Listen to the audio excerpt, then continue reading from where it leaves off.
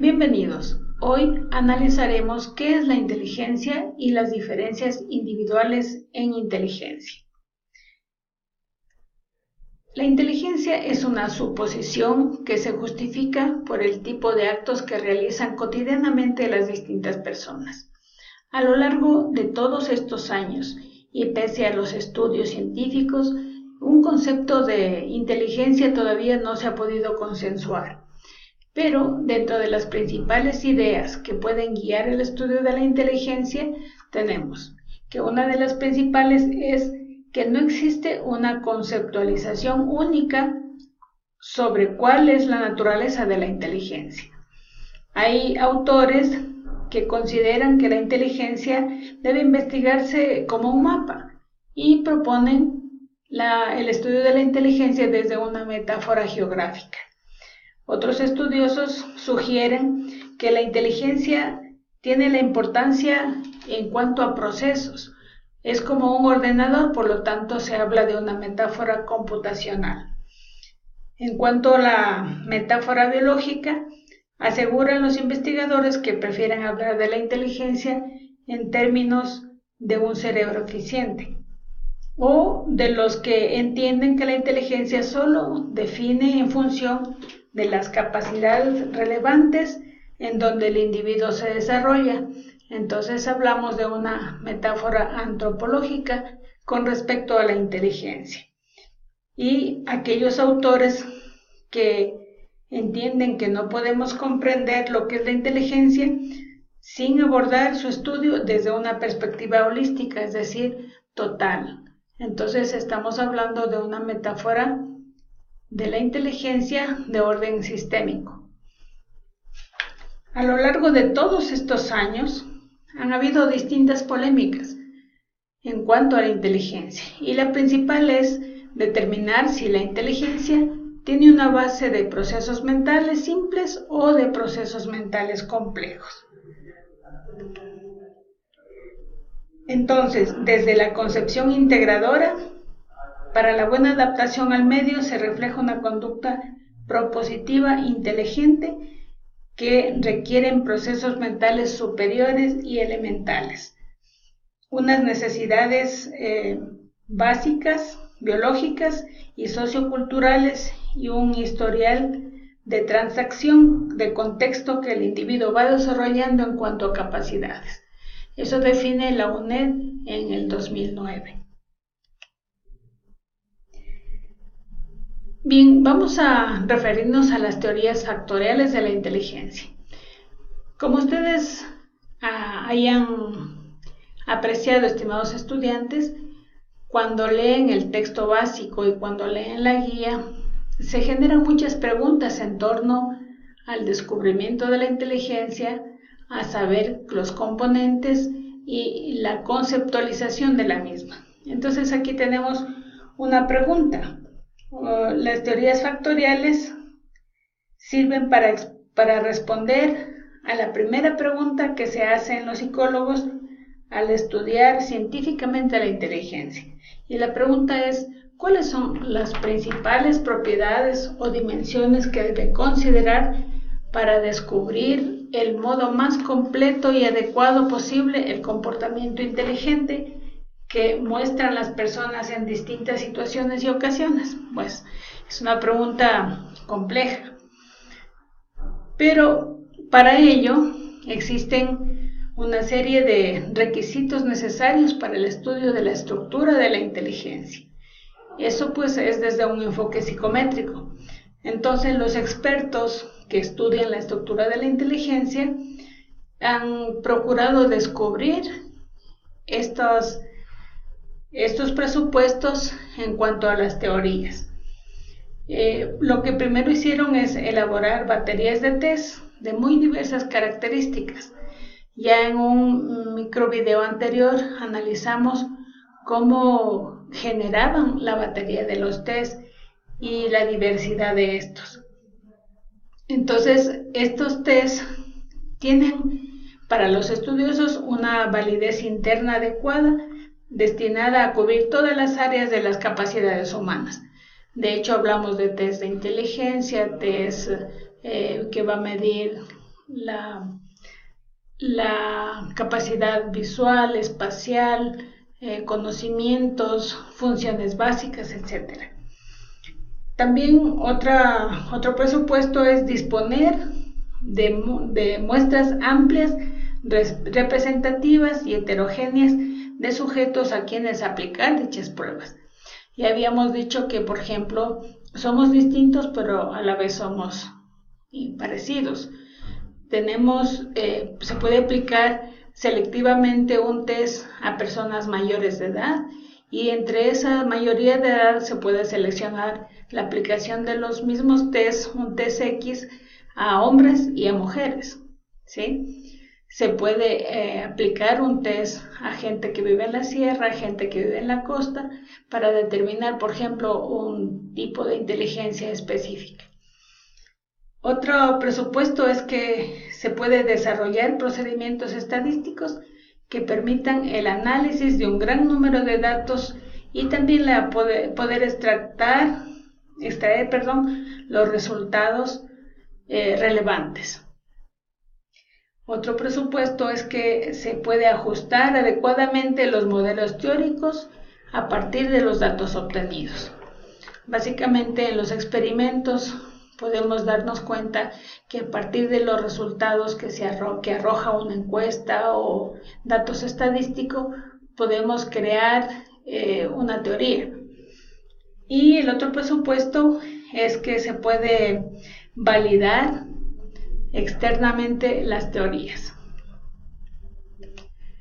Y hablando de teorías factoriales de la inteligencia, se pueden ver cómo se han jerarquizado los factores independientes, distribuidos en múltiples niveles, ya sea del general al específico, y se destacaría el factor G, que es común a todas las áreas de investigación respecto de la inteligencia. Estas teorías están clasificadas en teorías jerárquicas y en teorías no jerárquicas. Ahora vamos a ver las teorías jerárquicas factoriales y empezaremos por la teoría de Vernon. Se llaman jerárquicas porque se van a dar cuenta en la exposición que cada teoría propuesta tiene niveles, tiene distintos estratos y se pueden diferenciar. Bien, las teorías jerárquicas y no jerárquicas son tan diversas que no admiten comparación y tienen que analizarse por separado. En cuanto a la teoría de Vernon, para él la inteligencia es una capacidad innata. Él dice que se hereda de los padres y que es determinante para el desarrollo mental de lo que sería capaz el ser humano. Entonces la teoría de Vernon se fundamenta en 3 niveles, como vemos acá. El nivel que es más básico se encuentra ahí los factores primarios. El segundo nivel tenemos los factores secundarios, específicamente el factor verbal, educativo y el factor mecánico.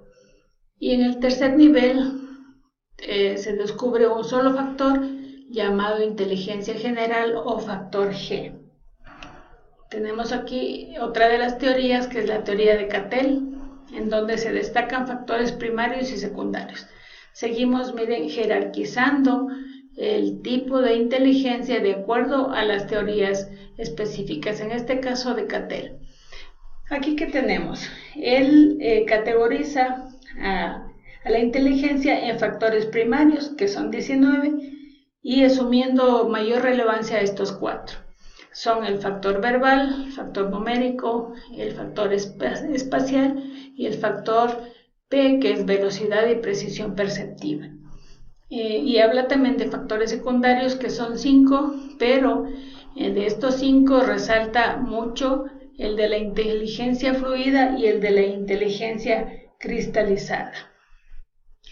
El factor verbal tiene que ver con la comprensión verbal y la habilidad con las palabras. El factor numérico tiene que ver con la velocidad y precisión para el cálculo. El factor espacial tiene que ver con las orientaciones de la mente con respecto al espacio. Y el otro factor último, el perceptivo, tiene que ver con la eficiencia de una persona para prontamente responder a un reto. En el tema de factor fluido y factor cristalizado, fluido se refiere al desarrollo de asociaciones neuronales, es decir, que gracias a esta inteligencia se pueden percibir las relaciones. Y el factor cristalizado está relacionado con las experiencias concretas del aprendizaje. Ahora veamos otra teoría, que es la teoría de Healy. Igual, seguimos jerarquizando en estas teorías y nos damos cuenta que tiene 3 niveles, ¿sí? La teoría de Healy fue propuesta por otro científico, Gustafsson, la misma que está compuesta por estos niveles que los vemos ahí. El primer nivel está compuesto por 10 factores. El segundo nivel está compuesto por factores secundarios y el tercer nivel está compuesto por el único factor, que es el factor general. Si hacemos memoria unos minutos antes de las láminas anteriores, vemos que tienen una coincidencia, ¿no es cierto? Estamos hablando de niveles, estamos hablando de factores y algunos factores se están repitiendo. Entonces se supone que esas teorías de estos científicos son las que prevalecen y son las que pesan más a la hora de dar cuenta de las diferencias individuales en cuanto a inteligencia. Otra teoría importante, que es la teoría de Carroll, ¿ya? Carroll, seguimos jerarquizando las condiciones de inteligencia y Carroll, en suma, postula 3 estratos o niveles en el que se sitúa un determinado factor, que a su vez es un indicador de capacidades intelectuales que posee una persona. Entonces, la estructura de Carroll es la siguiente. En el primer estrato se encuentran los factores de capacidades concretas, en donde encontramos razonamiento secuencial, cuantitativo y piagetiano. En cuanto a las capacidades amplias, tiene que ver con el segundo estrato, que se resume en factores del primer estrato, es decir, los factores de inteligencia fluida, los de inteligencia cristalizada, memoria y aprendizaje, percepción visual, percepción auditiva, capacidad de recuperación, velocidad cognitiva y rapidez de procesamiento y de decisión. Gracias a estos test se puede hoy en día tomar, por ejemplo, como un requerimiento para pilotos, por ejemplo, cómo está su capacidad visual, ¿verdad? ¿Cómo está su capacidad de respuesta inmediata? Puede ser también aplicable para medir la visión, puede ser aplicable para algún reto que necesiten en determinada o condición que necesiten como requisito para determinado desempeño o determinada profesión. Entonces, ¿qué importancia que tienen estas teorías factoriales a la hora de medir la inteligencia? Siguiendo con las capacidades generales, que sería el tercer estrato, solo existe un único factor, que es la inteligencia general, ¿sí? Y así nos vamos dando cuenta que hay coincidencias, que hay similitudes. Seguramente un científico tomó el estudio de otro científico, comparó y también obviamente hizo su aporte científico, que lo podemos ver hasta ahora. Seguidamente la teoría de Wilford. Pues Wilford como que da una revolución al conocimiento sobre las diferencias intelectuales. Él asume de que la inteligencia debe tener contenidos, productos de la información, y que todo parte de un modelo intelectual considerando la información para generar un paradigma en función del desarrollo mental, ¿no? Pues la inteligencia, dice él, no opera en lo abstracto, sino sobre datos. Y ella habla, por ejemplo,